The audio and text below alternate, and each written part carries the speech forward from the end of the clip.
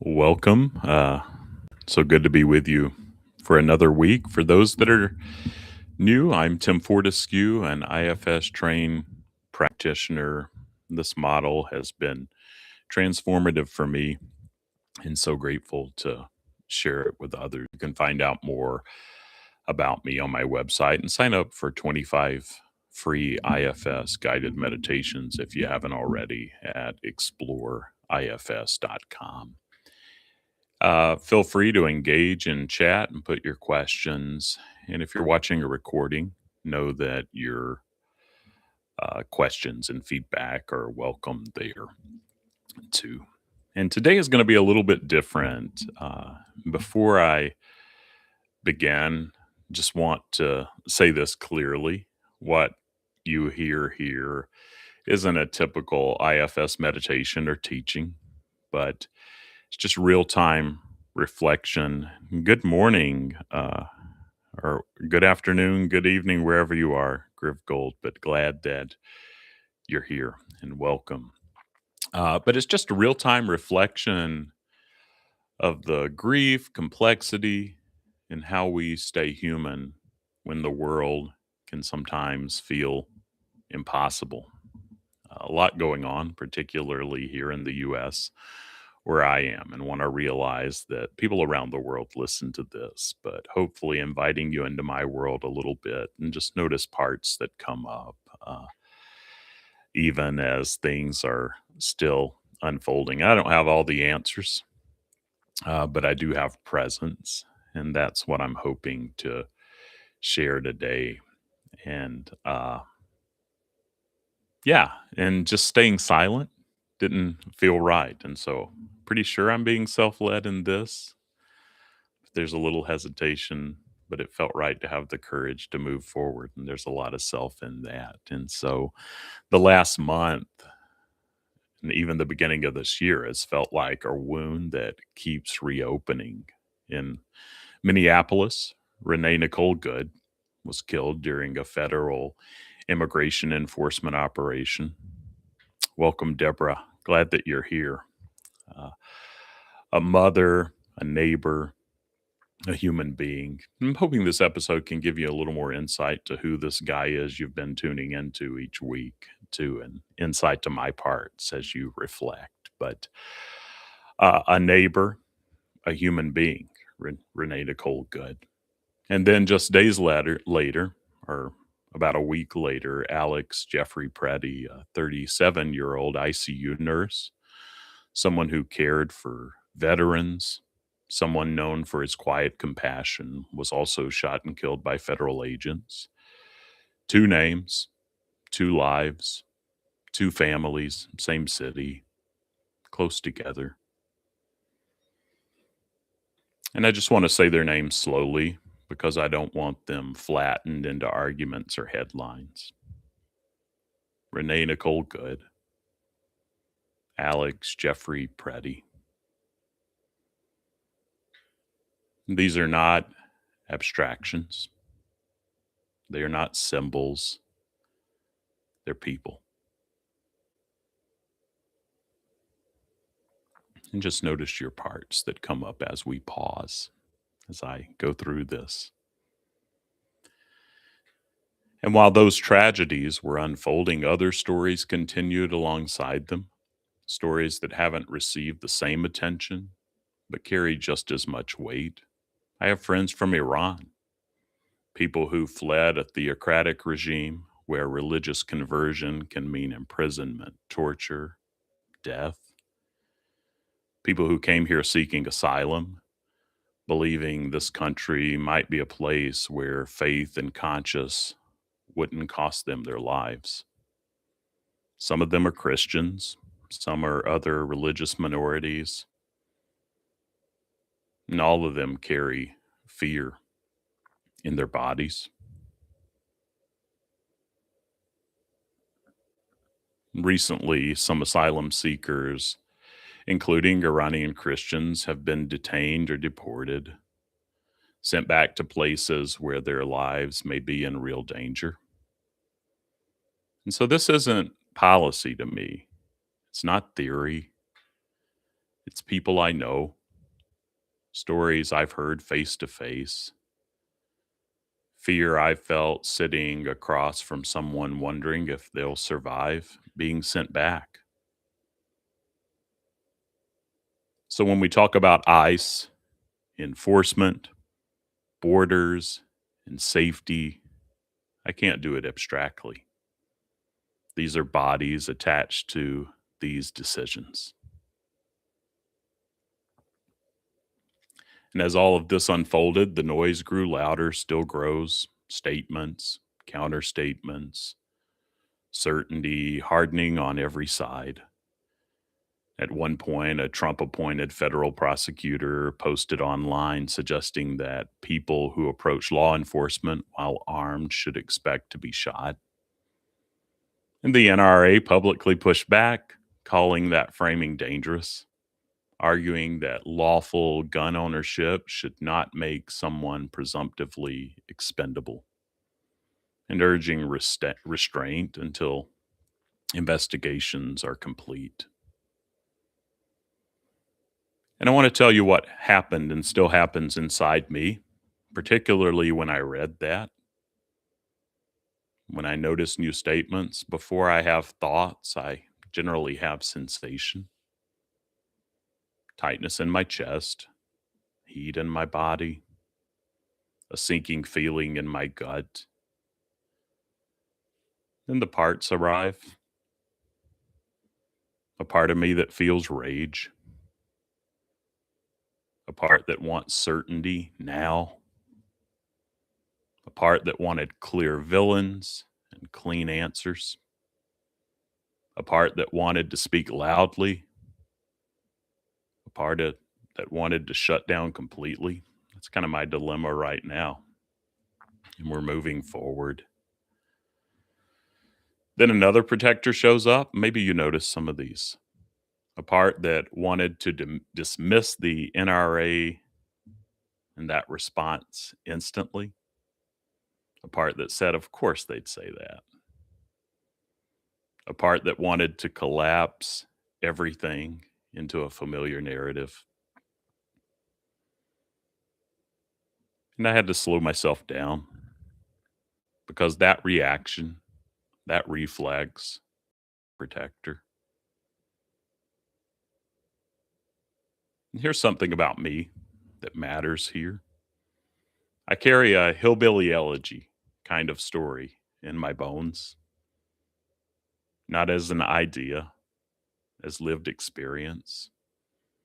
I come from Appalachia, from people who worked hard, trusted authority, respected the badge, believed in personal responsibility, and carried deep suspicion toward elites telling them how to live.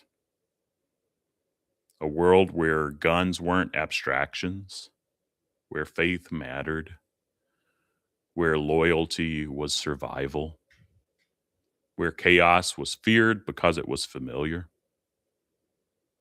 And that world shaped me. And it also cost my family dearly.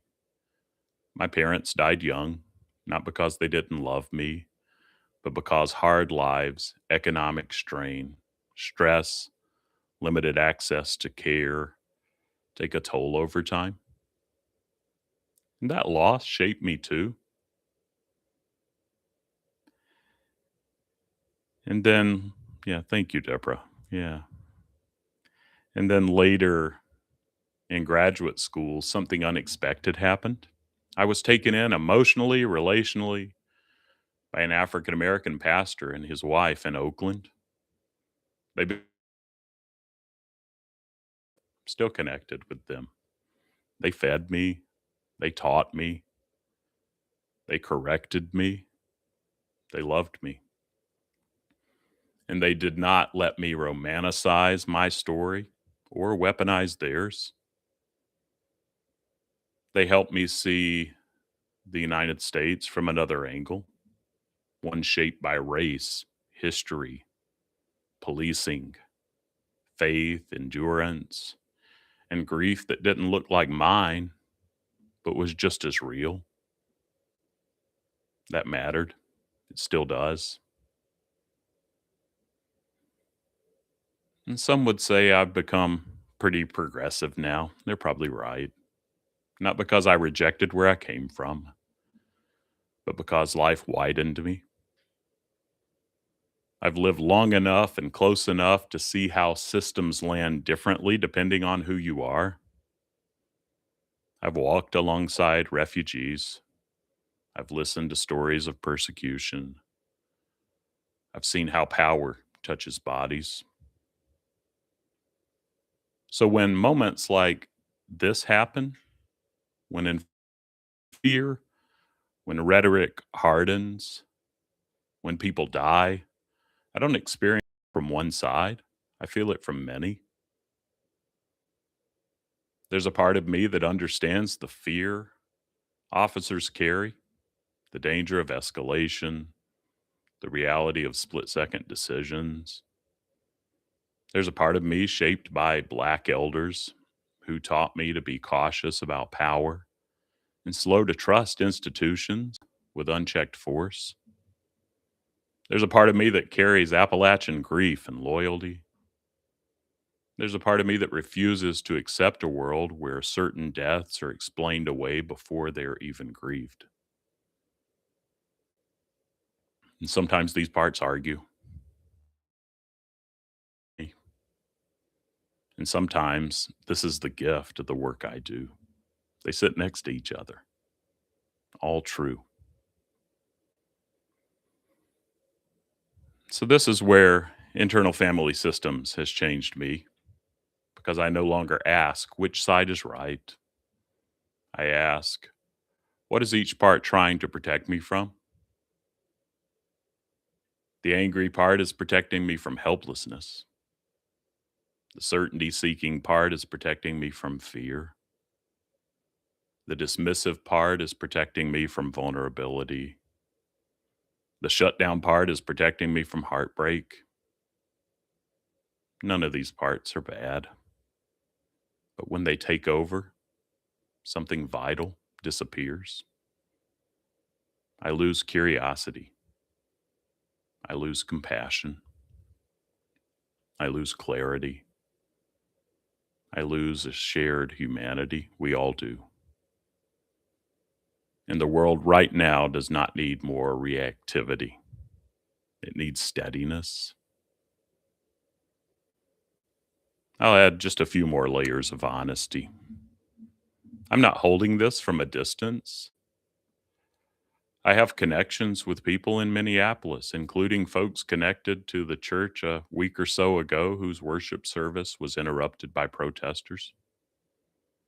That's another place where I've felt the pull from multiple directions at once: real fear, real anger, real faith, real pain. I also have friends who know people who worked alongside Alex Preddy, who knew him as a colleague, as someone who showed up for his patients, as someone who cared. His death isn't theoretical to them, it's grief, it's loss, it's someone they knew being gone. And I'll name one more place this same tension shows up, where I notice that polarization between my parts again. I have people I love dearly and are close to me who are gender diverse. And I also know people whose faith or upbringing makes this deeply confusing or frightening. I've watched fear grow on both sides: fear of being erased, fear of being harmed, fear of losing something sacred. And again, no clean storyline, just people. And here's the nuance I'm trying to hold without collapsing.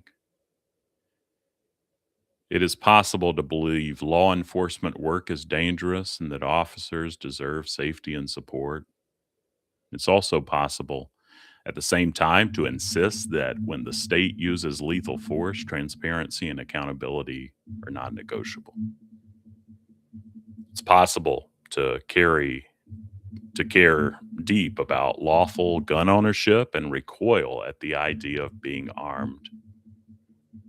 and that makes someone disposable. It's possible to care deeply about public safety and be alarmed by how quickly guns escalate outcomes. It's possible to care about borders and law and care about refugees fleeing persecution. It is possible to hold faith, tradition, and conscience and care deeply about dignity and equality. It's a, it's dangerous to normalize the idea should expect that anyone should expect violence. And it's dangerous to deny the fear present in high risk encounters. These are not opposing truths unless fear forces them to be. Welcome, Becky. Self energy allows me to say, even sometimes doubting, like I am right now, but that courage is there. Every life is grievable. Every system wielding lethal force must answer for how it uses it. No one becomes less human because of ideology, uniform, race, passport, belief, identity, or protest.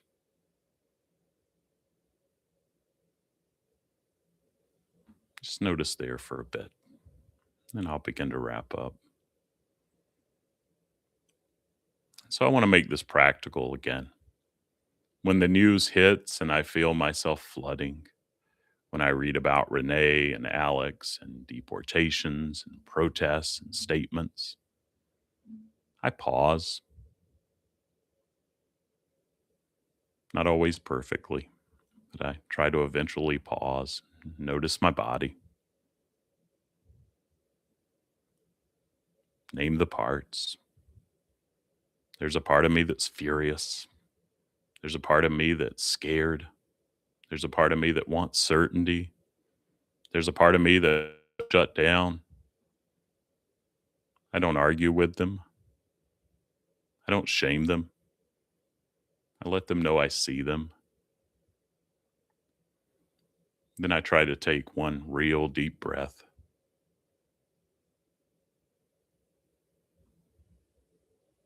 Feel my feet. Feel my body here. And I ask a question I trust more than my reactivity.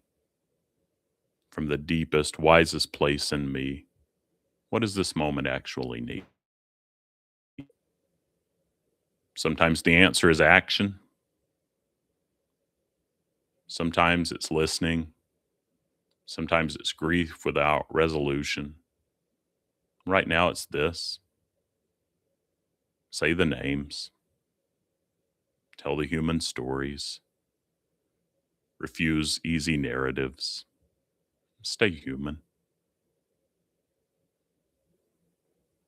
I don't fit neatly anywhere anymore. I don't belong fully to the outrage machine on the left, and I don't belong to the hard certainty on the right. I belong to the messy middle of lived experience, where people are more complicated than ideologies, where fear and care coexist, where justice and compassion must walk together. I don't want to become someone who can explain suffering without feeling it.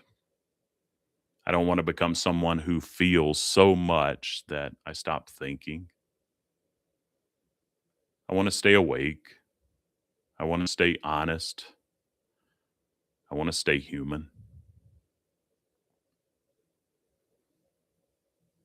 Renee Nicole Good mattered. Alex Jeffrey Pretty mattered. My Iranian friends matter. The people worshiping in that church matter. The colleagues who knew and worked with Alex matter. My Black mentors and spiritual parents matter. Gender diverse people matter.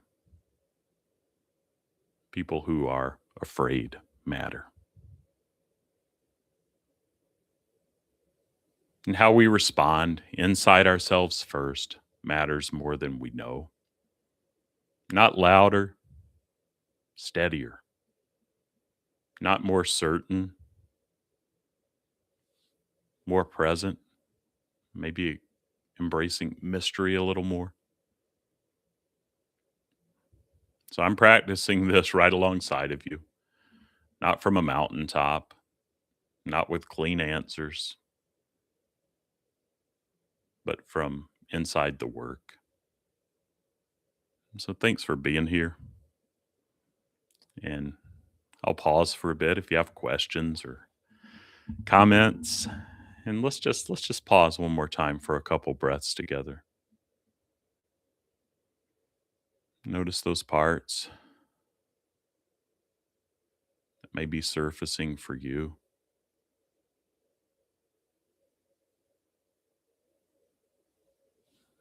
Just imagine them gathering around. Name them.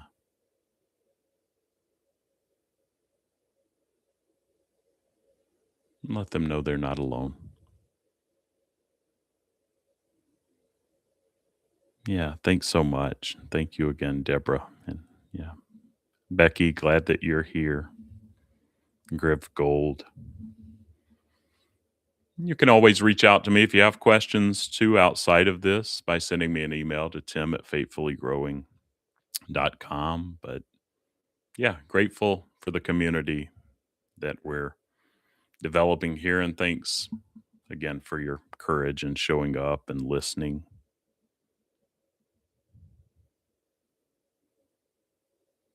Yeah, I get that, Becky. And yeah, you're not alone. And man, we're still going to screw up. We're human. But yeah, just wanted us, didn't feel right to just ignore. And so thanks for your courage and showing up. And we're in this together. And see you next week. We'll get back to maybe a more normal approach, but really wanted to share this today and grateful for you all. And see you soon. Reach out if you need to. Take care.